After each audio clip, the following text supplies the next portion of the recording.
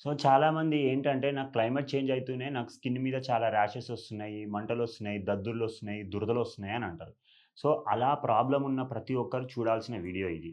అసలు స్కిన్ మీద దద్దుర్లు, ర్యాషెస్ ఎందుకొస్తాయి? అది ఒక ఎలర్జీ. ఎలర్జీ కంప్లెయింట్ వల్ల ఒస్తాయి.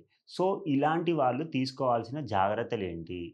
ఇలాంటి వాళ్ళు తీసుకోవాల్సిన ముఖ్య జాగ్రత్తల్లో ఒకటి ఏంటంటే, మన ఇంట్లో కార్పెట్స్ ఉంటాయి కదండీ! రెగ్యులర్‌గా కార్పెట్స్ క్లీన్ జేసుకోవాలి. తర్వాత కర్టెన్స్ ఉంటాయి గదండీ! కర్టెన్స్ రెగ్యులర్‌గా వాష్ జేసుకోవాలి. దాని తర్వాత మ్యాట్స్ ఉంటాయి గదండీ! మ్యాట్స్ గూడా రెగ్యులర్‌గా క్లీన్ జేసుకోవాలి. దాంతో ఇంట్లో పెట్స్ ఉంటాయి గదా! కుక్కలు గానీ, లేపోతే పిల్లులు గానీ, పెట్స్ పెంచుకుంటున్నారు గదా! ఇవాళ రేపు.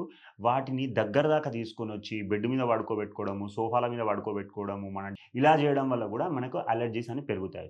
ఇంకొకటేందంటే మస్కిటో రిపెల్లెంట్స్ వాడతాం మనము.